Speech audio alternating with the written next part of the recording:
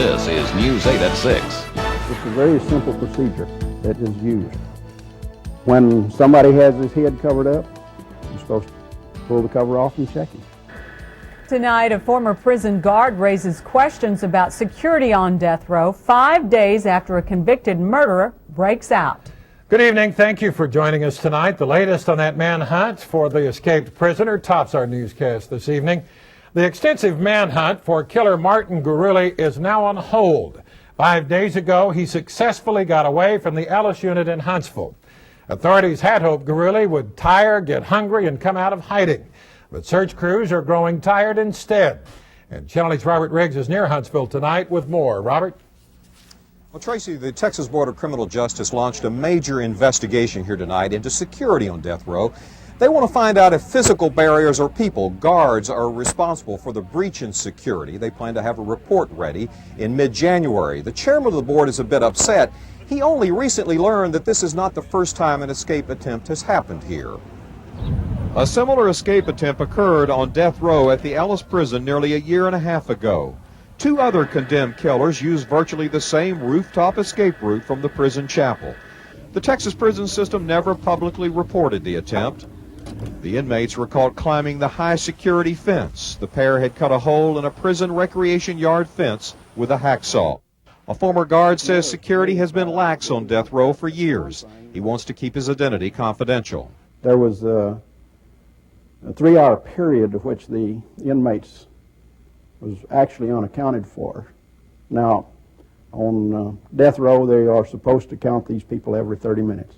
On Thanksgiving, 7 other death row inmates used the same method en route. Guards in picket towers armed with assault rifles fired rounds. 29-year-old Martin Guruli of Corpus Christi made it over the fence. 6 others gave up when guards opened fire.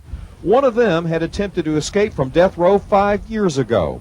He had used a hacksaw blade, but was later placed in a death row work program, which means the killer had more freedom to move around and come into contact with general population inmates that are housed in the same prison. The prison system has now temporarily suspended death row work programs. My reservations essentially revolve around my philosophy that if somebody on death row is on death row, that they should be afforded no privilege. I consider working in the garment factory or having a work-capable program for their benefit a privilege. When I was in the death row garment factory, it was a bit unsettling to see condemned killers walking around with scissors in their hands and other potential weapons. We even saw Ricky Lee Green of Fort Worth, who was recently executed for disemboweling his victims, walking around with a razor blade. So Chairman Polonsky says he personally wants to abolish the program. There could be a problem with that. Under the Ruiz prison overcrowding lawsuit, they are required by the federal courts to provide a work program on death row. They go to court next month to try to lift the federal regulation of the Texas prison system under Ruiz. Tracy? So Robert Guruli remains at large tonight. What's the latest on that search itself? Well, Tracy, they optimistically believe that he is still out here in the thicket and the swamps. They think that he's had a lot of patience, that he's hiding out, that he had studied survival manuals. And what they want to do is try to let up some of the pressure, pull back the bloodhounds. What they're hoping then is that he will say, I've been here 5 days now, I can make a run for it. They've given up. They're continuing to maintain a perimeter of guards and some security patrols and hope then he will show up. But frankly, in other escapes like this we've seen, these inmates have usually been long gone, and we're told that this inmate in particular is highly intelligent, had a high IQ, and it'll probably make it even more difficult to catch him. Tracy. Okay, Robert, thank you. The Board of Criminal Justice has launched a major investigation into security problems on Texas death row. The panel plans to have a report ready next month on how a condemned killer made it over a prison fence on Thanksgiving. The massive search for Martin Guruli has entered into its 6th day near Huntsville. Channel 8's Robert Riggs has been covering this story for us, and he joins us from there now. Robert? Well, Scott, News 8 has learned that the warden at this prison never had a high degree of confidence in the security offered by that fence. And 3 years ago, we first broke the story about the controversial high security fence that rings death row. It was then that we learned the fence had been bought without competitive bids. There were 2 other companies that said that they made a cheaper fence that was offered a much higher level of security. However, their bids were rejected. They went out with what's called a sole source bid and rejected theirs. And the prison system said it was doing that. It claimed that this was an emergency. They needed to get this fence up as fast as possible. Of course, we later learned that the fence sat in a storage yard in downtown Huntsville for a number of months before it was installed. And finally, it was put up, but now the chairman of the Texas Prison Board says that during the escape, the fence did not work. Guards surrounding the ELLIS prison hoped the death row escapee would bolt from the darkness. Using a new tactic, they eased up on the manhunt to try to lure him out of hiding and into the path of patrols.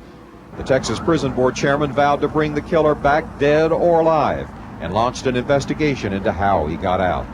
There's no way to explain this other than there was a massive breakdown in the security process in that facility. The alarm on a high-security fence around the death row prison failed to go off during the escape on Thanksgiving. The $15 million fence is the same as those guarding nuclear missile silos. It was built 3 years ago in response to small riots on death row.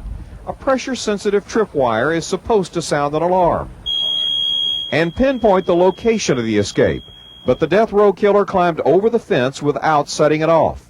A former guard says security has been lax on death row for years. He wants to keep his identity confidential. For one thing, there was a 3-hour period of which the inmates was actually unaccounted for. Now, on death row, they are supposed to count these people every 30 minutes. 2 other condemned killers used an identical escape route nearly a year and a half ago. The prison system never publicly reported the attempt after catching the death row inmates at the security fence. The Thanksgiving breakout copied the earlier attempt. 7 inmates left dummies in their bunks. They used a hacksaw obtained from a prison work program to cut open a recreation yard fence. 29-year-old Martine Garuli made it over the razored wire fences first. The 6 other killers gave up under rifle fire from guard towers. One of them had tried to escape from death row 5 years ago using a hacksaw blade.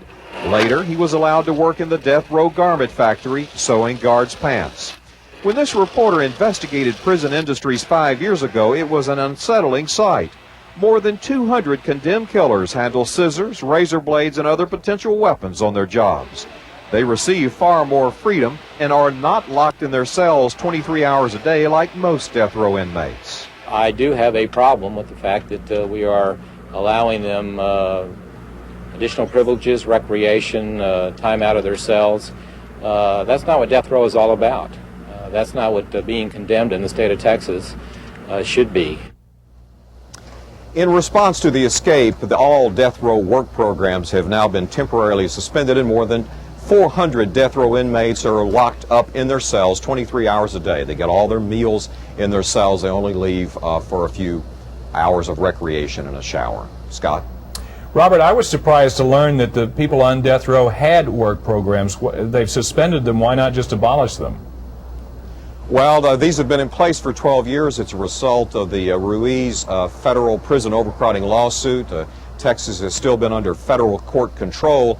And as I say, those programs are required. Now, next month, the state is going to the federal court system out in East Texas, and they're going to ask the judge to try to lift federal control of the prison system, and they hope then that they can perhaps abolish these programs. The death row killer who scaled a new $15 million high-security prison fence was no ordinary inmate. 29-year-old Martine Garuli has an IQ of 140, speaks 4 languages, and masterminded the prison break, according to prison sources. Inside his death row cell, investigators found survival materials, which may explain how he has eluded capture since Thanksgiving.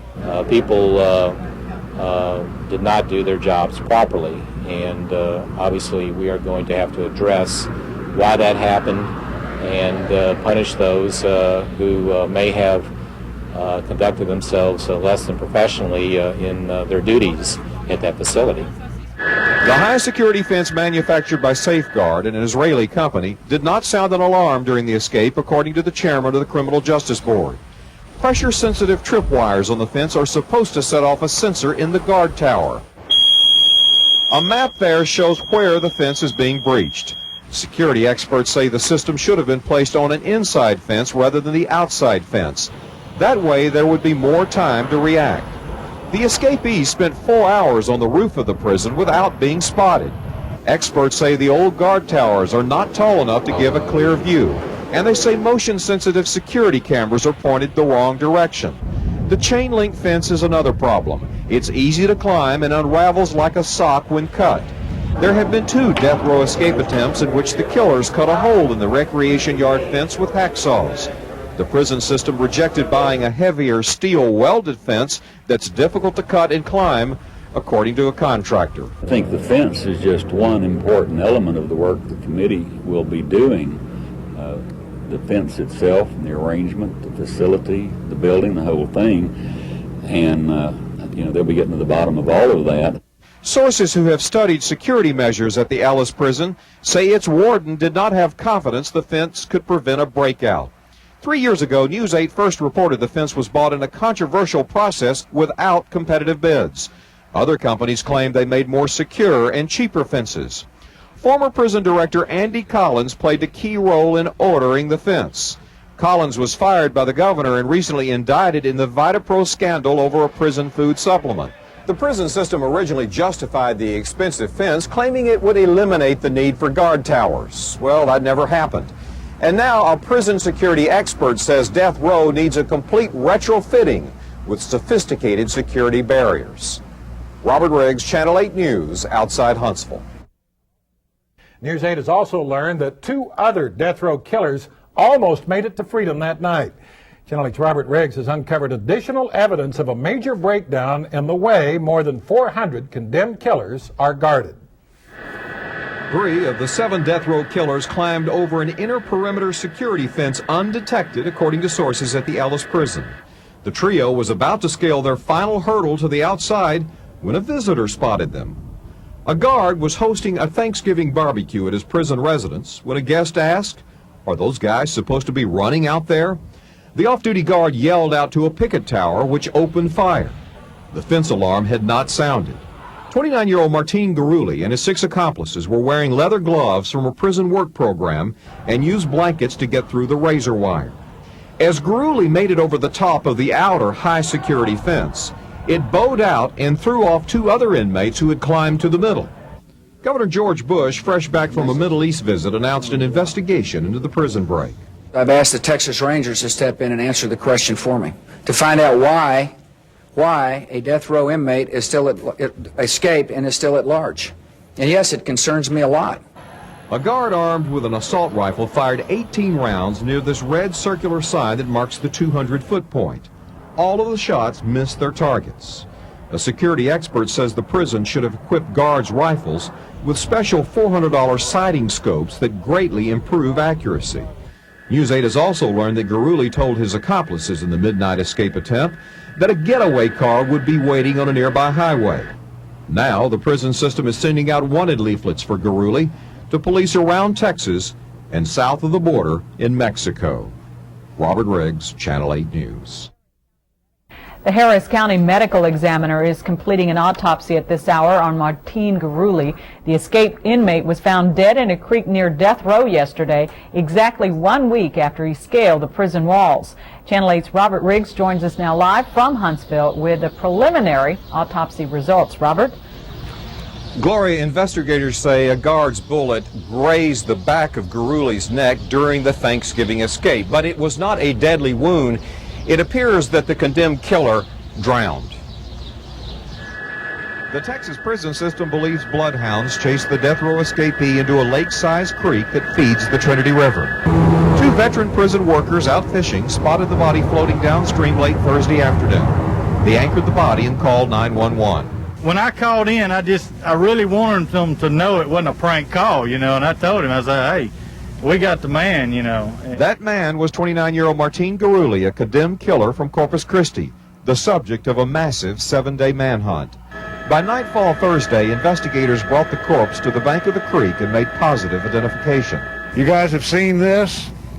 It's the felony escape thing from Martin Garuli. It's through. It's all over. Garuli is no more. Garuli was still wearing his shoes and a makeshift cardboard vest used to protect him from razor wire and scaling the prison fence. By its decomposed state, it appears Guruli may have died in the water shortly after his Thanksgiving night prison break. The creek looks deceptively shallow, but drops 15 feet deep into a swift current. He had 2 sets of those insulated underwear on, and he had kookaburras all over him from going through the woods. I think those dogs were on him, and I think he hit that water pretty soon.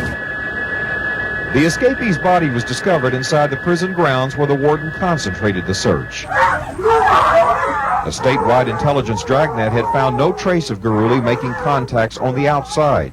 The governor had put a $5,000 bounty on the killer's head in case he was long gone. We heard about that after we got home and everything. People was telling us, but we're waiting on the check. Yeah, waiting on that check.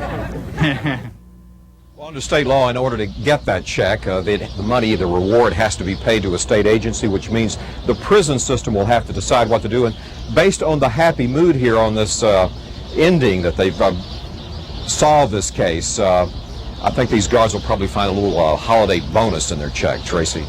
Well, Robert, obviously the escape is over, but the investigation into how it all happened is not. What can you tell us about that? Well, Governor Bush has asked the Texas Rangers to investigate. Also, the Board of Criminal Justice announced today that as part of its investigation, it is bringing back John McAuliffe, a retired FBI agent from Houston who once headed internal affairs here, and he will head up the investigation into security breaches, and they expect to have a report by mid-January. Tracy? 29-year-old Martin Guruli drowned shortly after his Thanksgiving breakout, according to the Harris County Medical Examiner. Channel 8's Robert Riggs reports from Huntsville on the end of the massive 7-day manhunt. The veteran prison workers who found the death row killer's body while fishing say he died a more horrific death than by lethal injection. Martin Guruli drowned a mile from the prison in a creek the size of a lake. I think for the most part I'm glad that there's an end to it and that he's not out there on the loose and everybody wondering, where is he? The death row killer drowned shortly after escaping over a high-security fence Thanksgiving night. A guard's bullet grazed the back of his neck, but it was not a deadly wound. In pitch darkness, his fatal mistake was trying to outrun bloodhounds across water. In order to protect himself from razor wire during the escape, Guruli wore several layers of clothing.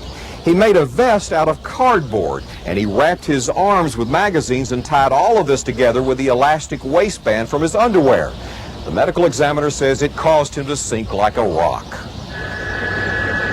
Prison sources say Guruli and his 6 death row accomplices that were caught planned to head to Florida and rob banks along the way. News 8 has also learned that 32-year-old James Clayton, who abducted and murdered an Abilene schoolteacher, had plotted a previous death row escape. A year ago, prison investigators thwarted his plan to smuggle in guns during visitation. None of this surprises the prison truck driver who discovered Guruli's body. 6 years ago, inmates escaped hiding in his trailer load of pig hides from a prison meat packing plant. They were caught on board in Arkansas. What do you think about the ingenuity of these guys to try to escape? Well, they don't have nothing but time to think about stuff like that.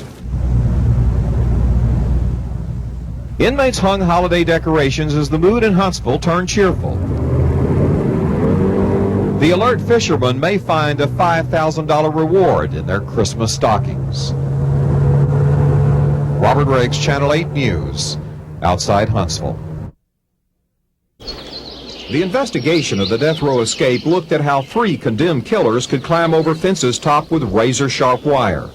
A panel examining security breaches plans to recommend immediate installation of razor wire at the base of fences around the Ellis prison unit. Deceased escapee Martin Guruli wore a homemade cardboard vest and wrapped his arms in magazines to make it through the wire. Guruli drowned at a creek when his 17-pound paper escape suit became waterlogged. Still, former escapees say they're not afraid of the ominous-looking strands of sharp wire. A razor wire and fence is, that all you got to do is know how to get over it. It's designed to keep people out, not people in. Dennis Hope escaped from a maximum security Texas prison on a Thanksgiving night 4 years ago. The convicted armed robber exploited some of the same weaknesses used by death row inmates in their recent Thanksgiving escape. Inmates do most everything that is done there, and when they do that, you have information that some of the officers would never have information to, because they rely on inmates so much. Less restrictive security for death row inmates' work programs appears to have played a major role in the escape. Guruli once worked in the garment factory making guards' pants. As a reward, those inmates don't have to be escorted outside their cells in handcuffs. The freedom apparently allowed the 7 killers to go unmissed in a recreation yard for more than 3 hours. They used a hacksaw to cut the chain-link fence and wore leather gloves. Where could death row inmates find escape tools behind bars? Likely in the school bus repair shop at the prison. Hundreds of general population inmates save school districts a lot of money by overhauling buses there. But they share the same corridor through death row where it's easy to pass contraband. Robert Riggs, Channel 8 News.